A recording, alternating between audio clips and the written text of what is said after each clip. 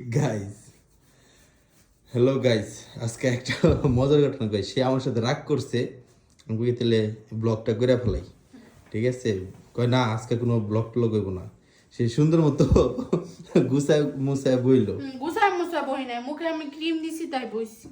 কি ক্রিম দিছ? সিরাম দিছি। কি কি জিনিস? মাথা মাথা তো বুঝলাম, কিসের? বাতের ফেনা দিছি হইছে বাতারে ফেনা দিছো কেন? এমনি। তোমার কি টাকা পয়সার অভাব আছে? হ, কি অভাব তোমার? আর টাকা নাই। টাকা নাই? টাকা নাই দেখেই তো আজকে বাড়ির বাইরে। সো তাই কি হয়েছে? বাড়ি বাইরে কি স্বাধীনতা চাও নাকি বন্দি পাঠশালা চাও, কোনটা? বন্দিশালার মধ্যে অনেক শান্তি আছে। তাই?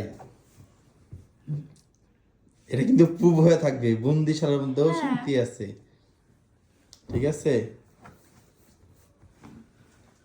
আর লগে আমি কইলাম যে লও খাইগা, খাইবো না, খাইবো না। লও খাইগা কর না, আমি কইছি আমি আজকে খাবো না। কেন খাবো না তুমি? খাবো না, কেন? খাবো না। কেন, কি হয়েছে? এমনি ভাল লাগতেছে না। ভাল লাগতেছে না? আমি কর আগে হ্যাঁ কইয়া ফেলেবো ভাল লাগতেছে। ভাল লাগতেছে না? আইরকের কাজিন ন? মেজাজ গরম করবো না, এমনি মেজাজ গরমের মধ্যে ভিডিও করে আর মেজাজটা গরম হয়ে যায়। হ্যাঁ, তোমার মেজাজ গরম হয় না তো, চেহারা কালো হয় না। তুফান আনতে হইব, তাণ্ডব আনতে হইব চেহারার মধ্যে, একটা অন্যরকম তাণ্ডব। ওই যে পেটটা খাইছো না রেস্টুরেন্ট থেকে, এমন কইরা ওই পেটের মধ্যে একটা ঘুষি মারলে সব কি খাইছি রেস্টুরেন্ট থেকে? তুমি কি খাইছো? প্রত্যেকটা দিন তুমি বাসায় আসো ইদানিং কয়টায়? 11টায়। কেন? আজকে 11টায় আসছি, আজকে 10:30টার সময় আসছি। নো। অবশ্যই। ওকে ওকে তুমি হোয়াটসঅ্যাপে দেখো। ওকে। আমি তোমাকে লাস্ট কল দিছি 11:54-তে। 11:54-তে? না সরি, 10:54-তে। তখন আমি কোথায়? 39 সেকেন্ড। তখন স্কুলের তুমি সামনে, প্রাইমারি স্কুলের সামনে। ওইখান থেকে অ্যাটলিস্ট আসতে তোমার 4-5 মিনিট সময়।